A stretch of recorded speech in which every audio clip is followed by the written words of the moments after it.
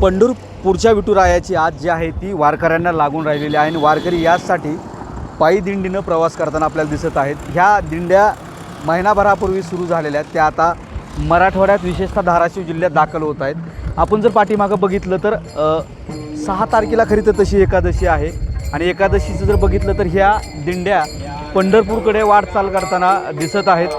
त्यात प्रामुख्यानं छोट्या मोठ्या दिंड्या ज्या आहेत त्या आता पंढरपूरच्या जवळपास पोहोचत आहेत। ही दिंड्याची लगबग जर बघितली तर खूप दिंड्या पूर्वीपासून निघाल्या। बाबा कुठल्या गावाहून आला? परभणी। किती दिवसापूर्वी निघाला होता? 23 तारखेला। 23 तारखेला निघाला होता। किती दिवस राहिले आता? अजून का 6 दिवस। 6 दिवस। हां, तुम्ही कुठून आलात? तिथूनच चालू होतो आम्ही, परभणीहून चालू, सोन्ना या गावी खेड्यातून। परभणीहून आलात? हो, परभणीहून। किती तारखेपर्यंत पोहोचायचे तुम्हाला? 5 तारखेपर्यंत। 5 तारखेपर्यंत पोहोचायचे। हां। हां, बरं। किती तारखेला निघाला होता? 23 तारखेला सोमवारी सोमवारी निघाला। किती मुक्काम झाले? मुक्काम हे 7वा मुक्काम आहे। काय मिळतं नेमकं पंढरपूरला जाऊन? आता काय देवाची की लीला आहे, नाही भेटायला काय समजे वारकरी सांप्रदायिक निघाल परमार्थ करण्याकरता। आत्मिक समाधान लागतं का? मनाला समाधान हां, एकदम समाधान लागतं। सेवा नाही ते पांडुरंगाची पांडुरंगाची सेवा आहे।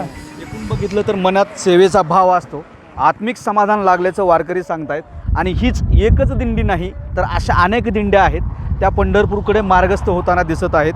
हे खरं तर मराठवाडा हे पश्चिम महाराष्ट्रातलं प्रवेशद्वार मानलं जातं। मी धाराशिव जिल्ह्यातला याच गावातून कळंबमधून जवळपास 200 ते 250 दिंड्या या पंढरपूरच्या विठुरायाच्या दर्शनासाठी जात असतात। आणि आता हीच लगबग जी आहे जी जाण्याची ती वारकऱ्यांची वाढताना दिसत आहे। या एका मागून एक दिंड्या पंढरपूरकडे मार्गस्थ होतील। 6 तारखेला एकादशी आहे, त्याच अनुषंगानं अवघे काही दिवस शिल्लक राहिल्याने ही गती जी आहे विठुरायाच्या भेटीची आज जी आहे ती वारकऱ्यांना लागलेली दिसताना आपल्याला दिसत आहे। सागर जाधवसह बालाजी निलफड, न्यूज 18 लोकमत, धाराशिव।